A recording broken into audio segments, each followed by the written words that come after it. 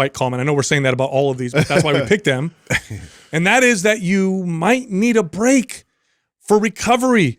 You might be pushing so hard that your body's holding on so hard to every pound of body fat. Now, why does this happen? Your fat on your body is an insurance policy. Think of it this way, right? We all have bank accounts. So you have a bank account, you store money in the bank account, you start reading the news, you know, like what's happening right now. Inflation's going up, gas prices going up. Oh my God, economy's gonna crash.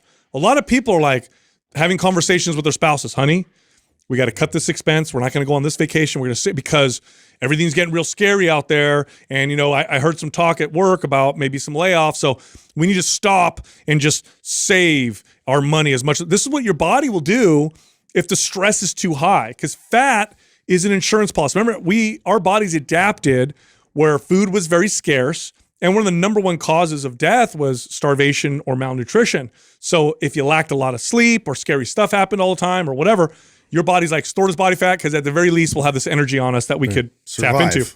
And your hormones will organize themselves this way.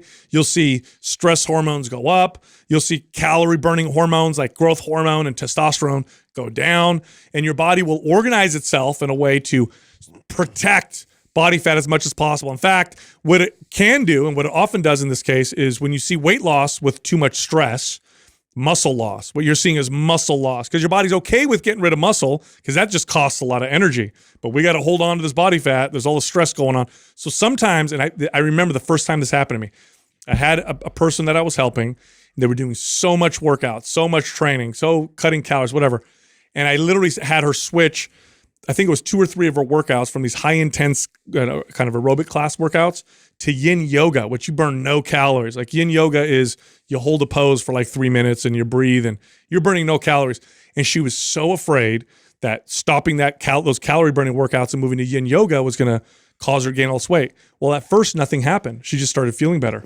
And then I remember the day she came to me and she goes, I'm losing weight. What the hell is going on? I thought I was burning less calories. I'm like, I think your body needed a break. Your body just needed the reassurance that it didn't need to hold on to this body fat. I find this most common in fitness people or people that love to train and work out because they just assume that the more work and effort they put into it, the more results they're going to get. And so, you know. Yeah, if you're working out once a week, this isn't applied. That's right. So of all the things we've gone over, I would say, I mean, I still think this is really common, right? So they're all very common. But this I find more common with my trainers, my fitness fanatics, the people that love to work out, borderline, maybe even addicted to it. And they don't realize they're addicted to it.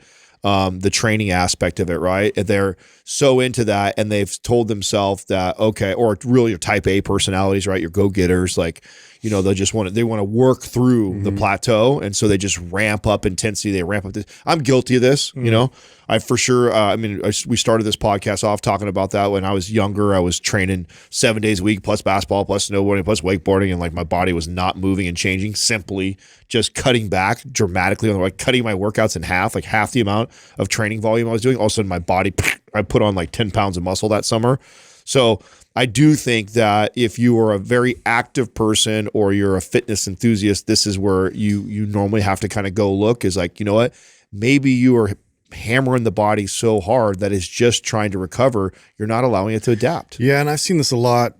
The majority of my clients that had really good success and they've been able to get to a place where like, oh, wow, yeah, I had a great amount of weight that I lost and I feel good, but I'm really trying to kind of press further. And it's just the go-to button for them had been like doing the workouts, but then also doing the cardio and doing all the excess stuff, you know, adjacent to the actual workout plans. And then they just more to a point where the body just, like it was in that state of stress. It's just like holding on and they just can't figure out why the needle just completely stopped.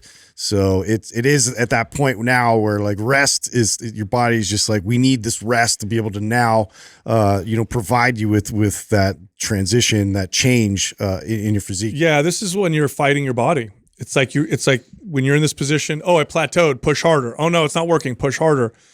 If you fight your body will win. You're not going to be, I promise you won't win. At some point, it's not only going to plateau, but you're going to start to get sick. You're going to start to get injured, and you're going to run into some big problems. So if you feel like you're fighting your body to get results, then pause for a second, because it should feel like you're working together. If it feels like it's working together, then you're on the right track. Well, that leads to the last point.